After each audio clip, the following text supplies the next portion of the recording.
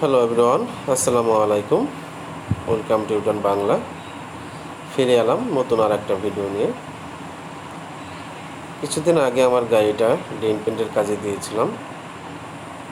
তো কীভাবে গাড়ি ডেন্ট পেন্ট করতে হয়, কীভাবে গাড়ি রং করে, এ বিষয়ে অনেকেরই ধারণা নেই। তো ভাবলাম যে ভিডিওর মাধ্যমে আপনাদের একটু ধারণা দিই। তো এ নিয়ে আগে একটা ভিডিও দিয়েছি কীভাবে গাড়ি ডেন্ট করে, পুটিং করে। তো আজকে আমার গাড়িটা ফাইনাল যে রং, এই রংটা করা হবে। তো আজকে আপনাদের সেই রংটা কীভাবে করে সেটা আপনাদের দেখাবো।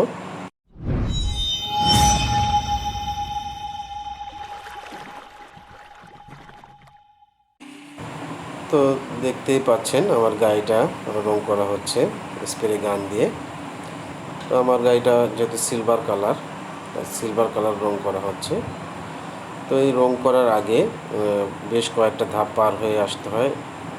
যেমন প্রথমে গাড়ি ডেন্ট করে, যদি কোথাও টোপ টাপ থাকে সেগুলো ঠিক করা হয়। তারপরে পুটিং করা হয়, যেগুলো আমার আগের ভিডিওতে দেওয়া আছে। বেশ কয়েকটা ধাপ পার হয়ে তারপরে ফাইনাল যে রং সেটা করা হয়। তো এই কাজগুলো খুবই সময়ের ব্যাপার, বেশ সময় লাগে করতে, আর খুব ধৈর্য নিয়ে করতে হয়, নিখুঁতভাবে করতে হয়। তো আমার গাড়িটাতে বেশ কিছু ডেন্টের কাজ ছিল, বড় বড় টোপ ছিল, ড্যাপ খাওয়া ছিল বড় বড়। তো ডেন্ট আলাদা আর পেইন্ট আলাদা, দুই ভাগ। ডেন্টের কাজ হচ্ছে শুধু কোথাও যদি ট্যাপ টোপ খাওয়া থাকে সেগুলো ঠিক করা, ঝালাই ঝুলাই করা লাগলে সেগুলো করা। আর পেইন্টের কাজ হচ্ছে গাড়িটা পুটিংগুলো আবার শিরিষ কাগজে ডলতে হয়। তারপরে যে কালারের বিষয়, রঙের বিষয়, এটা হচ্ছে পেইন্টের কাজ। তো ডেন্ট আলাদা আর পেইন্ট আলাদা, এর জন্য এটাকে ডেন্ট আর পেইন্ট বলা হয়, ডেন্ট পেইন্ট। দেখতেই পাচ্ছেন আমার গাড়িটার ভিতরে দরজা টরজা সব রং করা হচ্ছে।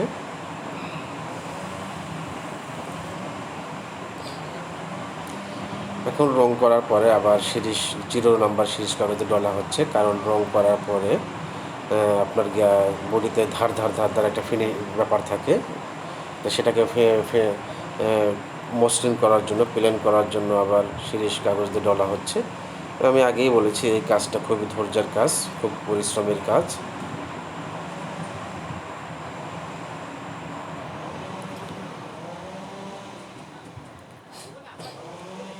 এটাকে আবার এইভাবে রঙগুলো ডোলে যে ধার ব্যাপারটা থাকে এটা সমান প্লেন করে মসৃণ করার পরে আবার এটাকে পলিশ করা হবে।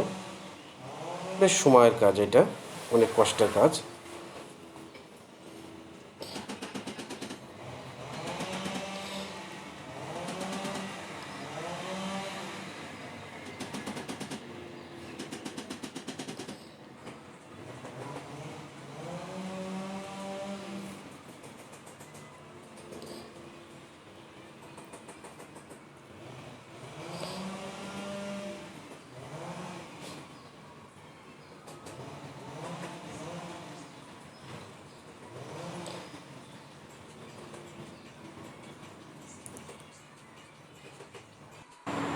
এখন আমার গাড়িতে লুকিং গ্লাসগুলো লাগানো হবে, এগুলো রং করার আগে খুলে ফেলেছিল।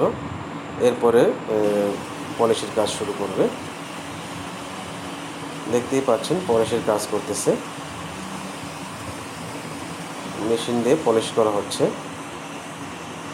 এই পলিশটা হচ্ছে গাড়িটা রং করার পরে যে চিকচকা ভাবটা আনার জন্য, এর জন্য এই পলিশটা করা।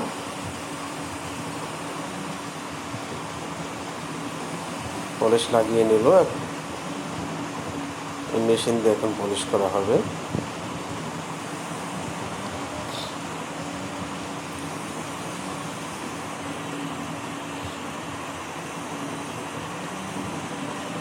তো যারা কখনো এই কাজগুলো দেখেননি, এই ব্যাপার কোনো আইডিয়া নেই, তো এই ভিডিওটা থেকে আপনারা আইডিয়াটা নিতে পারেন যে কীভাবে কাজগুলো করা হয়।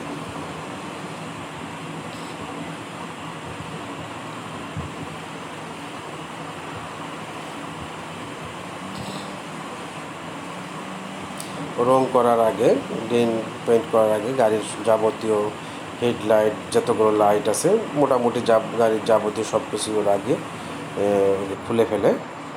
রং করার পরে এগুলো আবার আস্তে আস্তে সব কিছু লাগিয়ে দিবে, সেট করে দেবে ওরা।